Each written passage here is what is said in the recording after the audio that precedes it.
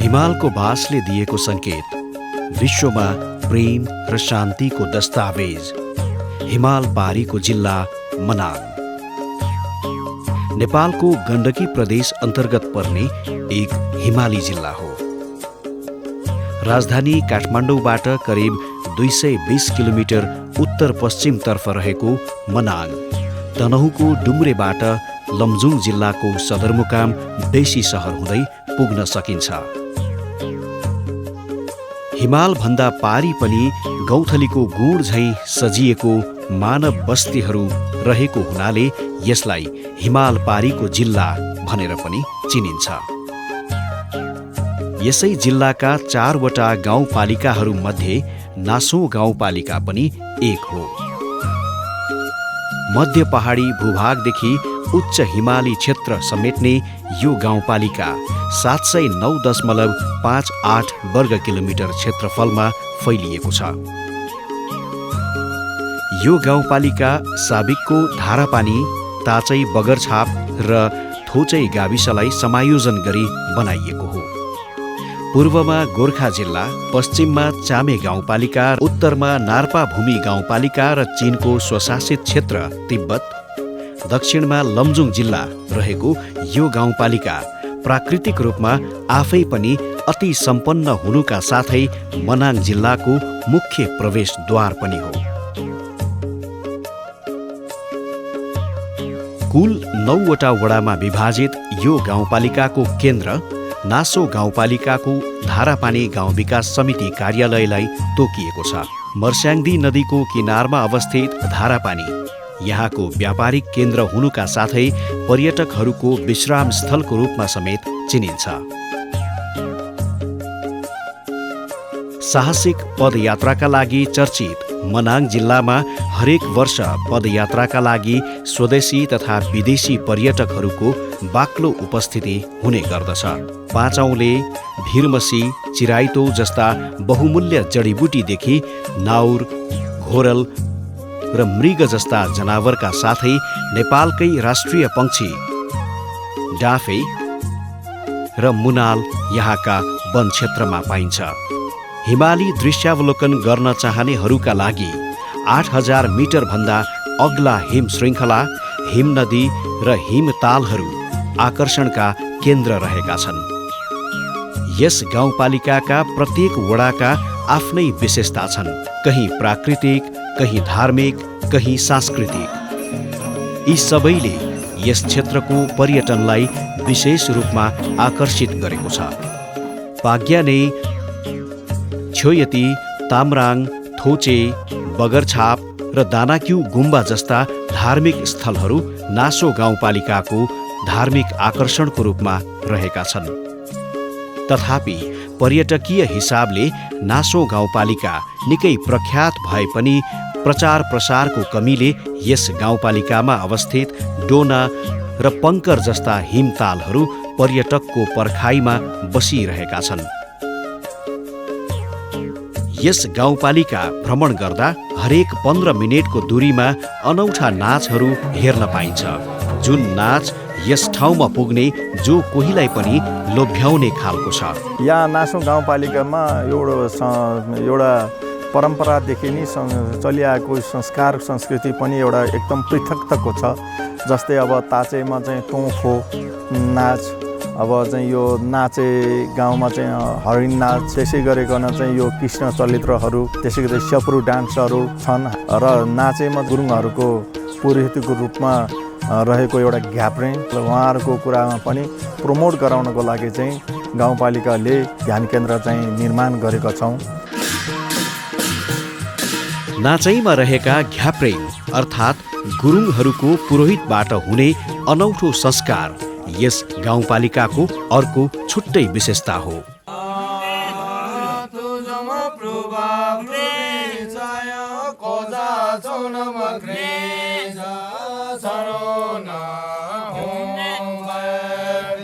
यो परम्परादेखि नै चलिआएको संस्कार हो। यसमा चाहिँ नि अब हाम्रो अझै पालादेखि नै चलिआएको हुनाले चाहिँ यो कस्तो हो भनेदेखि यो चाहिँ अब चाल चलन यस्तै हो। अब मर्दा पर्दा भन्दाखेरि हाम्रो लामा घ्याप्रे हाल्ने चलन थियो। त्यसमा चाहिँ नि अब ज्वाइँ चेलीबेटीले चाहिँ नि यहाँ ठुलो बनाएर मर्दाखेरि अब मर्दाखेरिको कुरोमा चाहिँ नि कष्ट गराएर अब ज्वाइँ चेलीबेटीले ल्याएर अब चिहानमा जलाउँछ। जलाइसकेपछि चाहिँ त्यहाँबाट फर्केर आउँदाखेरि ज्वाइँ चेलीबेटीहरू सबै मिलाएर आउँछ है। आएपछि यो संस्कार के हो भने पुतला लिएर आउँछ। स्वर्गको लोभमा पार्ने भन्छ गर्लफ्रेन्डले चाहिँ ताए गरेर चाहिँ हालेर चाहिँ यो गर्दाखेरि यो पुतला जलाउँछ। अन्तिममा लास्टमा 5 दिनसम्मको चाहिँ हाम्रो यो जग्गा हुन्छ।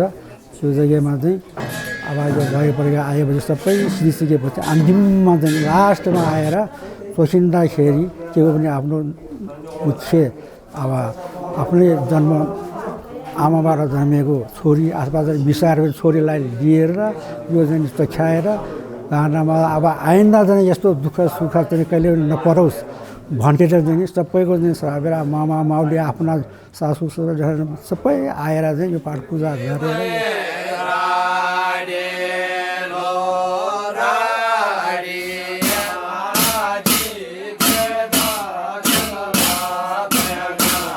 यो मृत्यु संस्कार हाम्रो सुरुवातमा जुन व्यक्ति मृत्यु हुन्छ त्यसलाई चाहिँ हामीले उसलाई सेलाउनको लागि उसलाई जलाउनको लागि सुरुवातमा आएर हामीले उसको आत्मालाई जिउँदो राख्न लागि हामीले उसलाई मनाउनुपर्छ। हाम्रो शास्त्रअनुसार पढेर मन्त्र अनुसार चाहिँ उसलाई चाहिँ जगाएर राख्नुपर्छ र उसलाई चाहिँ सेलाउँछ र सेलाउँदाखेरि पनि उसको चिनो नाङ मासु तिनीहरू चाहिँ चिनो राख्छ।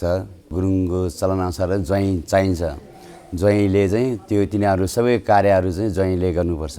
त्यो पुतलामा राखेको आत्मालाई फेरि हामीले भेडामा फेरि उतारेर त्यो भेडालाई चाहिँ भोलिपल्ट चाहिँ हामीले छोड्छ।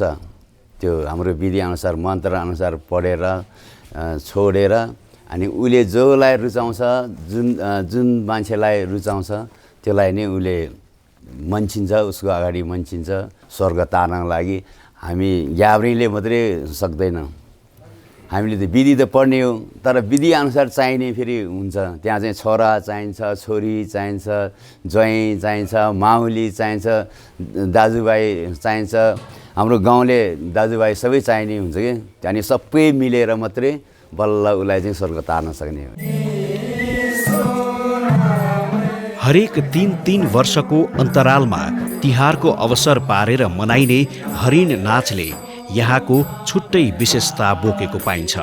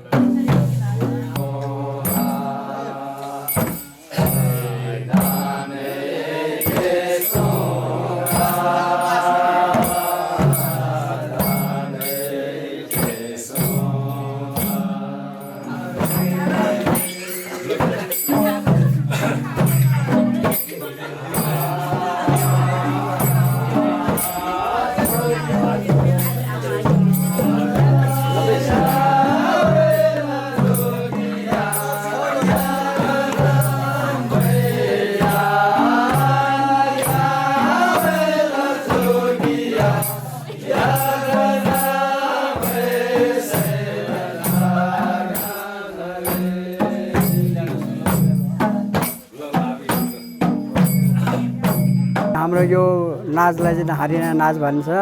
यो हाम्रो चाहिँ यो गाउँ चाहिँ स्थापना भएको चाहिँ कयौँ वर्ष अगाडिदेखि नै यो हाम्रो यो मान्छेको चाहिँ सभ्यता बिस्तार हुँदै आएपछि यो चाहिँ के त मान्छेले चाहिँ के त यो सिकारी अवस्थाको चाहिँ के अनुकरण गरेर चाहिँ यो हरिणा नाचको चाहिँ नकल गरेर भनौँ न। अब राम र लक्ष्मणले चाहिँ अब यो हाम्रो यो हरिणा सिकारी खेलेर अनि चाहिँ मार्ने चाहिँ यही यसको चाहिँ अन्तिम लक्षण भनेको त्यही हो। र हामीले चाहिँ यो बेलामा चाहिँ यसरी चाहिँ हाम्रो चाहिँ हरेक तिहारमा 3 वर्षको बिच अन्तरमा यो हरिणा नाच चाहिँ देखाउने हाम्रो चाहिँ प्रचलन छ। यो चाहिँ यसको चाहिँ यो राम र लक्ष्मणले चाहिँ के त अब सिकारी लिएर होइन कुकुर लगाएर अनि यसरी मार्ने चाहिँ चलन गरिएको छ। यसै गरी स्यापुरू नाच कृष्ण चरित्र नाचले पनि यहाँको विशेष महत्त्व बोकेको पाइन्छ।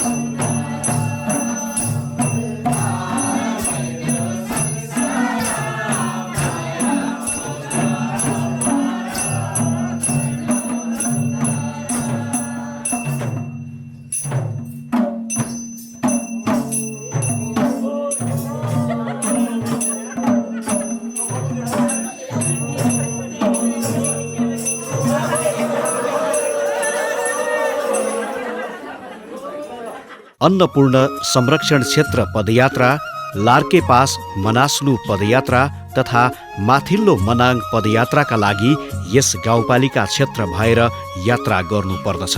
तपाईँको चाहिँ अब विभिन्न किसिमको चाहिँ वन्यजन्तुहरू हेर्न सकिन्छ। हामी अवलोकन हिँड्नुमा चाहिँ बाटोको अब एकदम त्यो वैदियो भने गएर विभिन्न ठाउँ अनुसारको जात जातीय अब केही चिजहरू चाहिँ हामीले भेट्न सकिन्छ। चराचुरुङ्गीदेखि लिएर चारखुट्टे जनावर अब सबै हामीले चाहिँ हेर्न सकिन्छ। त्यसैले चाहिँ यो अलिकति अगाडि बढाउन पाए सबभन्दा ठुलो चोरी शिकारबाट चाहिँ हामी वञ्चित हुन्छ भन्ने चाहिँ मलाई ठुलो आशा पनि छ। यस गाउँपालिकाभित्र पर्यटकको सेवालाई मध्यनजर राख्दै विभिन्न सुविधा सम्पन्न होटल, लज तथा गेस्ट हाउसहरू सञ्चालनमा छन्। हाम्रो अब भिमताङमा चाहिँ अब सञ्चालनमा आएको होटेलहरू चाहिँ अब जम्मा 18 छन्। बनाउन लागेको चाहिँ 2टा जति छ। त्यसमध्येमा चाहिँ हामी अब पर्यटकहरू चाहिँ लगभग अब 400-500 जना चाहिँ अटिन्छ। हाम्रो विशेष पाहुनाहरूलाई चाहिँ अब फेसिलिटिजहरू हामीले अब जस्तै वाइफाई कनेक्सनहरू चाहिँ अब सकेसम्म एकदम चाँडो बनाउन खोजिरहेछौँ। तर हामीले चाहिँ टेलिफोन सेवा चाहिँ अब पोहोरको सालदेखि अब 1 वर्ष लगभग 1 वर्ष भयो कन्ट्याक्टको लागि टेलिफोन सुविधा चाहिँ छ। यो एनटिसी टावर छ। त्यसैले हाम्रो होटेल व्यवसायहरूमा अब सबैमा अब राम्रो रुमहरू, प्रत्येक घरमा लगभग अब 30-40 जना नेपाली खैर गरेर 40-50 जना अट्ने क्षमता छ 18 होटेलहरूमा। गाउँपालिकाको वडा नम्बर 4 र 8 मा होमस्टे पनि सञ्चालित छ।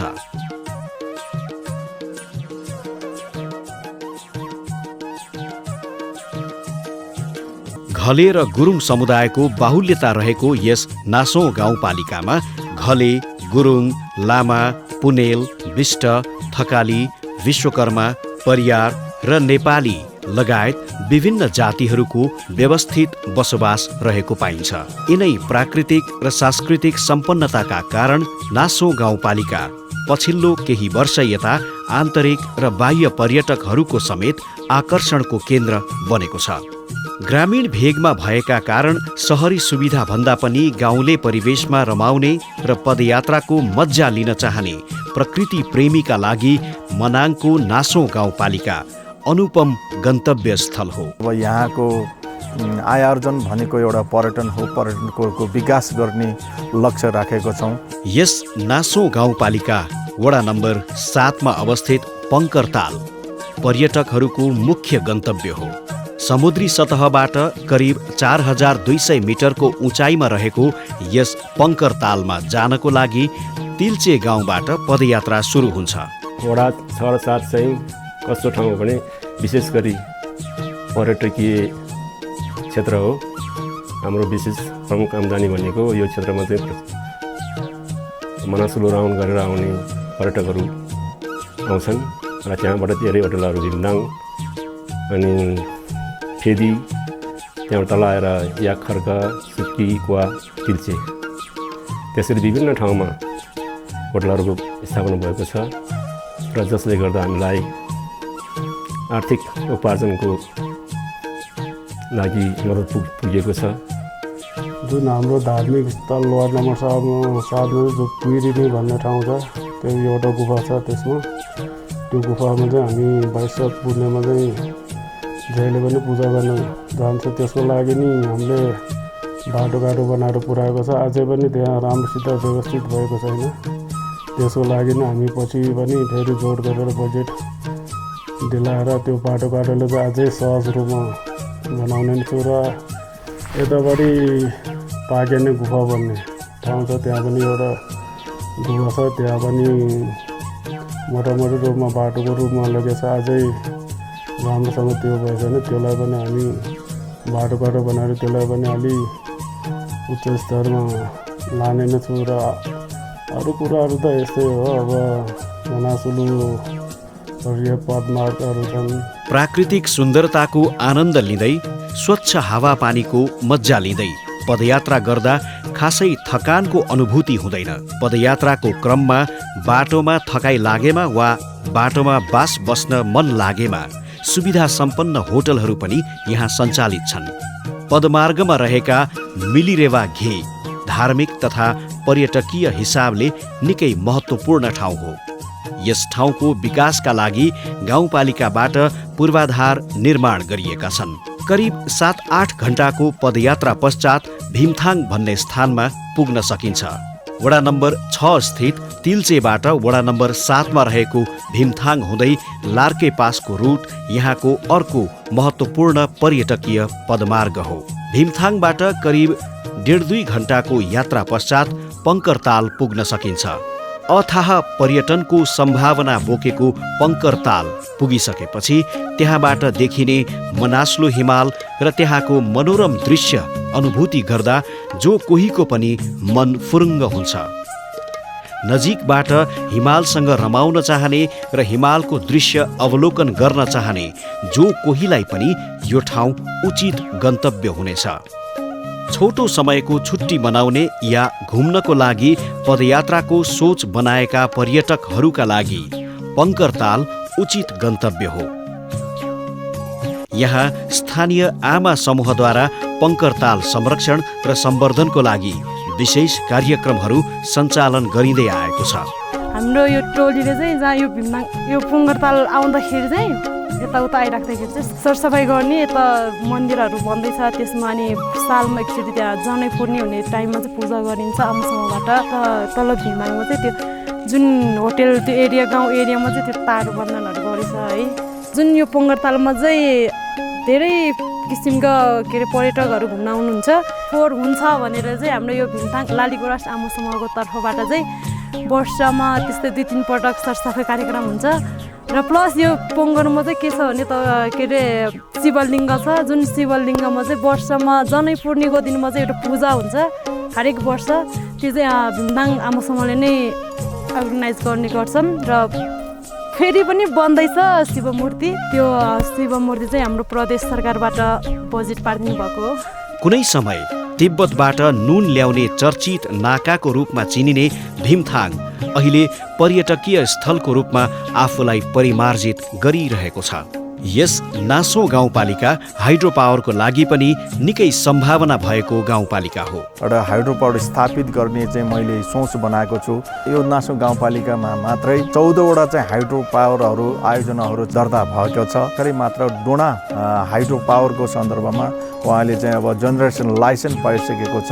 र सिङ्गो गाउँपालिकामा 927 बढी मेगावाट चाहिँ जलविद्युत आयोजना सिर्जना हुनेछ, जसले गर्दाखेरि चाहिँ नासो गाउँपालिकाकोमा रोजगारसँग पनि जोडिने छ, पाटाघाटाहरू पनि विकास हुनेछ भन्ने मैले सोच लिएको छु। मेरो कार्यकालभित्रमा मोटर बाटो नपुगेको वडामा चाहिँ मोटर बाटो पुर्याउँछौँ, पुगेको ठाउँमा स्तरोन्नति बनाउँछौँ, ग्राभेल बिच उछाउँछौँ। नासो गाउँपालिकाको अर्को मुख्य पर्यटकीय गन्तव्य हो डोनाताल। गाउँपालिकाको मुख्य कार्यालय रहेको स्थान धारापानीबाट डोनातालको लागि पदयात्रा गर्नुपर्ने हुन्छ। धारापानीबाट 1-1.5 घण्टाको उकालो पार गरेपछि पुगिने नाचै गाउँको बेग्लै आकर्षण छ। यहाँको बस्तीबाट केही तल फाँटमा अवस्थित कन्या मन्दिर होस् या नाचैलाई थोचे र ताम्राङ जोड्न बनाइएको अग्लो झोलुङ्गे पुल होस्, सबैको आकर्षण बेग्लै छ। खास गरेर गुरुङ जातिको बस्ती रहेको नाचै गाउँ डोना हिमताल जाने प्रवेशद्वार पनि हो, जहाँबाट करिब 1 दिनको पैदल यात्रापछि डोना हिमताल पुग्न सकिन्छ। वडा नम्बर 2 नाचे गाउँ हुँदै डोनातालको पदयात्रा प्रारम्भ हुन्छ। साहसिक पदयात्रा गर्नेहरूका लागि यो यात्रा निकै रोचक अनि रमाइलो हुन्छ। डोनातालको यात्रामा अन्य ठाउँको जस्तो बास बस्ने र खाना खाने होटल लजहरूको सुविधा यो बाटोमा पाइँदैन। यो यात्राका लागि बाटोमा खाने खानाहरूको प्रबन्ध आफै गर्नुपर्ने हुन्छ। तालभन्दा केही तल खर्क रहेको छ, जहाँ चौरी र भेडा गोठालाहरूको ससाना बस्ती देख्न सकिन्छ। अन्नपूर्ण संरक्षण क्षेत्र परियोजनाले खर्कमै एउटा धर्मशाला पनि निर्माण गरेको छ। करिब 7-8 घण्टाको पैदल यात्रा पश्चात धर्मशाला पुग्न सकिन्छ। पर्यटकहरू धर्मशाला वा उक्त धर्मशाला नजिकै रहेका गोठहरूमा बास बस्नुपर्ने हुन्छ भने आफ्नै तरिकाले टेन्ट लगाएर पनि बस्न सकिन्छ। यो स्थानबाट करिब 1.5 घण्टाको यात्रा पश्चात डोना तालको मनमोहक दृश्य अवलोकन गर्न पाइन्छ। समुद्री सतहबाट करिब 4050 मिटर उचाइमा अवस्थित डोना तालको मनोरम दृश्यावलोकनको साथमा नजिकैबाट हिमाललाई अनुभव गर्न पाउनु नै यहाँको मुख्य विशेषता हो। तसर्थ साहसिक पदयात्राका लागि डोना ताल निकै नै मनोरञ्जनात्मक गन्तव्य हो। यहाँ अवस्थित हिमताल पुगेपछि स्वर्गको अनुभूति गर्न सकिन्छ। यो ताल मनोरम स्थान मात्र नभई यस तालले धार्मिक आस्था पनि बोकेको स्थानीयहरूको किम्वदन्ती रहेको छ। डोना तालको बारेमा मैले चाहिँ भोगेको सुनेको जस्तै चाहिँ डोना तालमा म थियो त्यो बेलामा म 15-16 वर्षको उमेरमा ठुलो चाहिँ हिउँको ढल थियो। त्यो बिचमा ठुलो हिउँको ढल थियो। त्यहाँबाट चाहिँ 108 धारा चाहिँ ओडार जस्तो छ सर, चाहिँ ओडार जस्तो छ। ओडारबाट चाहिँ झरेको पानी चाहिँ त्यहीँ डोना तालमा मिसिन्छ सर। त्यसो भएको हुनाले चाहिँ पहिलाको चाहिँ जुजु बाजेले भनेको थियो कि लसुन पनि लानु हुँदैन रे त्यहाँ, किन भन्दाखेरि त्यहाँ फोहोर गऱ्यो भने चाहिँ त्यही ताल चाहिँ कहिले कालो हुन्छ कहिले चाहिँ सेतो हुन्छ। अरू पर्यटकीय स्थल भनेको हाम्रो यो चिफु बगैँचा भन्ने एउटा स्थान छ। एकदम पुरानो 7 कन्या देवीको मन्दिर भएको तपाईँलाई हामी के आग्रह गर्न चाहन्छु भने आउनुहोस्, टाइम मिलाएर भ्रमण गर्नुहोस्। यहाँ धेरै कुराहरू पाउनुहुन्छ।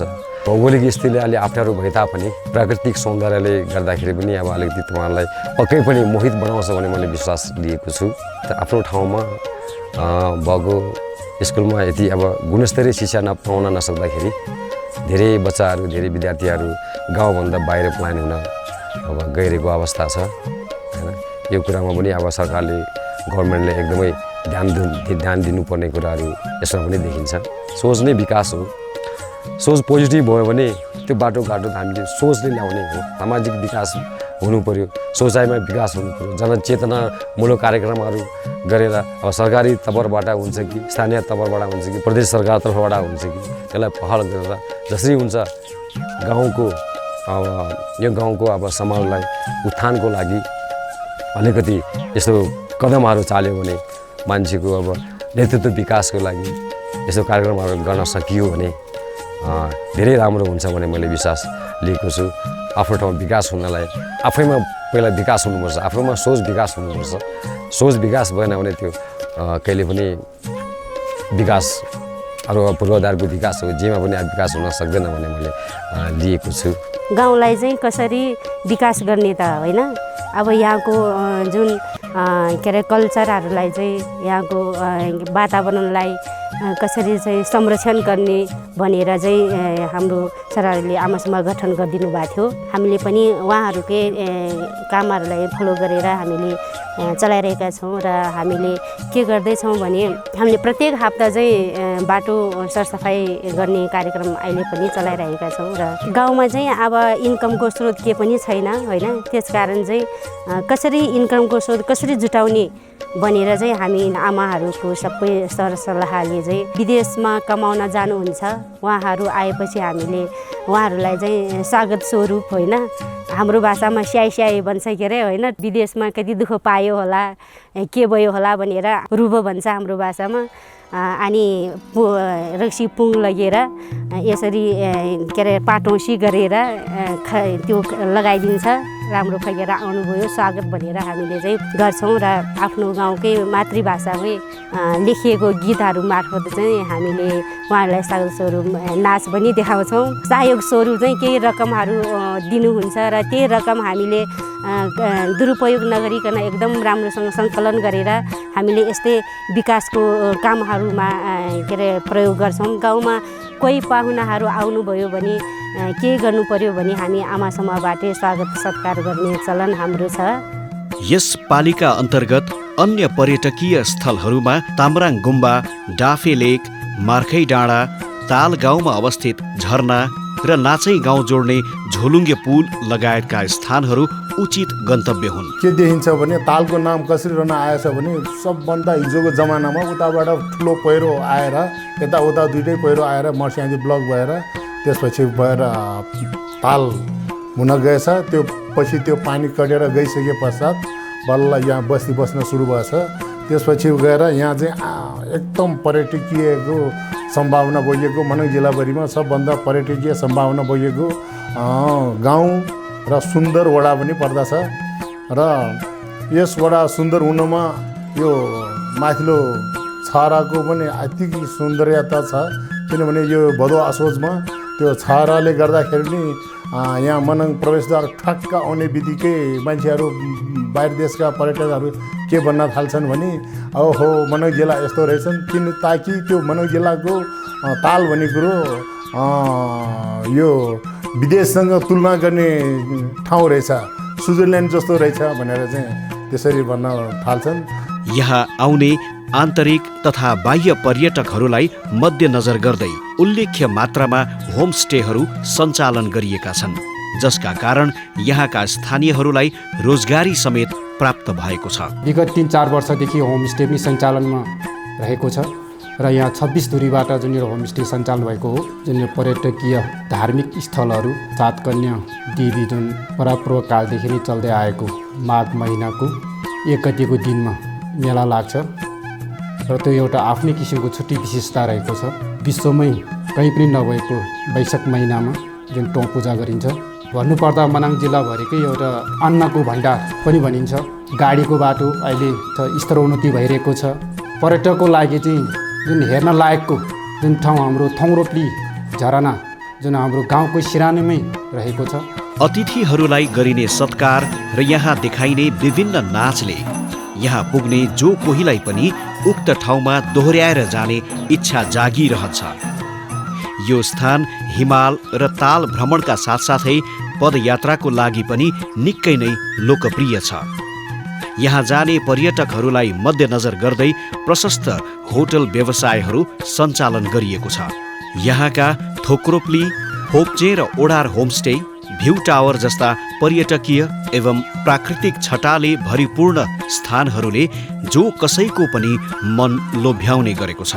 ओडार गाउँ भनेर चिनिने अर्थ चाहिँ यो गाउँ आइपुग्ने बित्तिकै गेटैमा एउटा ठुलो ढुङ्गा छ। त्यहाँ ठुलो ढुङ्गा भएको हुनाले त्यहाँ ओडार भनेर चाहिँ राखिएको नाम।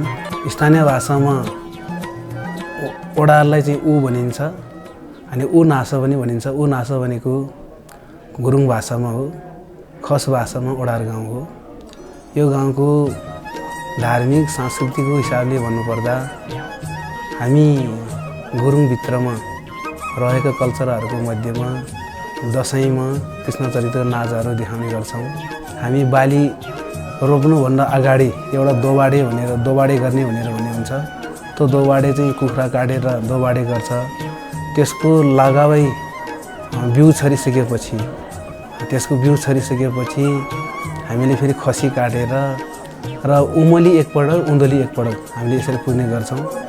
र अरू फेरि हामी फेरि त्यो भित्रै रहेर पनि फेरि रम्ने भनेर भनिन्छ। फेरि रम्ने भनेर भन्दाखेरि वर्षमा एकपटक वैशाखमा अथवा जेठमा हामीले त्यो फेरि त्यो बौद्धिक धर्म अन्तर्गत पर्छ। त्यो फेरि लामा हालेर हामीले फेरि त्यसलाई फेरि पुरा बाली नालीको रक्षा गर्नको निम्ति त्यो पूजा पनि हामी गरिन्छ।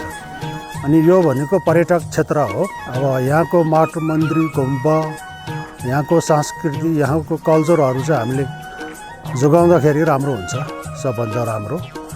किनभने विदेशी यहाँ किन आउँछ भन्दाखेरि यहाँको कल्चर हेर्न आएको हुन्छ। पदमार्गमा रहने स्थानीयहरूले होटल व्यवसाय सञ्चालन गरे तापनि पदमार्गमा नपर्ने गाउँलेहरू भने निर्वाहमुखी कृषि र पशुपालन गरी जीवनयापन गर्न बाध्य छन्। यहाँ मकै, गहुँ, आलु, फापर, तोरी, स्याउ लगायतको राम्रै उत्पादन भइरहेको पाइन्छ। म पेसागत हिसाबले म शिक्षण पेसा गर्छु र त्यसको साथसाथै स्याउ फर्म सञ्चालन गरेर चाहिँ प्रारदेखि सुरुवात गरेको मैले। र यो स्याउबाट चाहिँ आफूले मेहनत गर्न सक्यो भने यसबाट चाहिँ धेरै फाइदा चाहिँ दिन सकिन्छ। किनकि यसपालि रोप्यो भने गत वर्ष आउने वर्ष अर्को वर्षमै अब कम्तीमा एउटै बोटमा मिनिमम औसत 4 केजीसम्मको फल छ। त्यसैले गाउँपालिका मार्फतबाट पनि अनुदानमा चाहिँ गर्न दियो भने केही लाभदायी हुन्छ कि भन्ने जस्तो लाग्छ। यहाँका कृषकहरू भेडा, बाख्रा, चौरी लगायत पशुपालन गर्ने गर्दछन्। दोस्रो स्थानीय तहको निर्वाचनपछि यस पालिकाका जनप्रतिनिधिहरूले पहिलो स्थानीय जनप्रतिनिधिको कार्यकालमा सुरु भई पूरा हुन नपाएका र पालिका विकासका लागि आवश्यक पूर्वाधार, शिक्षा, स्वास्थ्य, कृषि लगायत सम्पूर्ण क्षेत्रमा आफ्नो पालिका अन्तर्गत पर्ने 9वटै वडाको विकास द्रुत गतिमा सुरु गरिसकेको छ। 74 सालको सङ्घीय आइसकेपछि यसभन्दा अघिल्ला अध्यक्षको पालामा चाहिँ यो 5 वर्षभित्रमा उहाँले असल अभ्यासहरू पनि गर्नुभयो र मोटर बाटो नपुगेको ताचै मोटर बाटो, ओडार मोटर बाटो, घेराङको मोटर बाटो पुर्याउनु भयो। शिक्षामा हामीले त्यो एकदम चाहिँ नम्बर 1 मा राखेर शिक्षालाई एकदमै चाहिँ यो हामीले प्रकाश ज्योति माविलाई चाहिँ एउटा आवश्यक रूपमा रूपान्तरित गर्यौँ। पहिलाको तुलनामा अहिले धेरै नै प्रगति भएको छ अनि अहिले धेरै गुणस्तरीय रूपमा सञ्चालन भइरहेको छ। क्लासहरू कम्प्युटर क्लास, सिएलसी क्लास पनि हुने गर्छ। कुनै पनि गतिविधिहरू उच्च गुणस्तरीय रूपमा अगाडि बढिरहेको छ। सुत्केरी पोषण भेट भनेर चाहिँ म आफै जतिजना सुत्केरी महिलाहरू हुनुहुन्छ स्वास्थ्य स्थितिको बारेमा बुझेर पोषण भेट भनेर चाहिँ केही रकम लिएर म आफै भेट्ने गर्दै आएको छु। दलितको सन्दर्भमा 23 घरधुरी छ। त्यो आय आर्जनको लागि बाख्रा वितरण कार्यक्रम भइरहेको छ। स्वास्थ्यको सन्दर्भमा हामीले चाहिँ 500 को हस्पिटल जसरी नै बनाउँछौँ।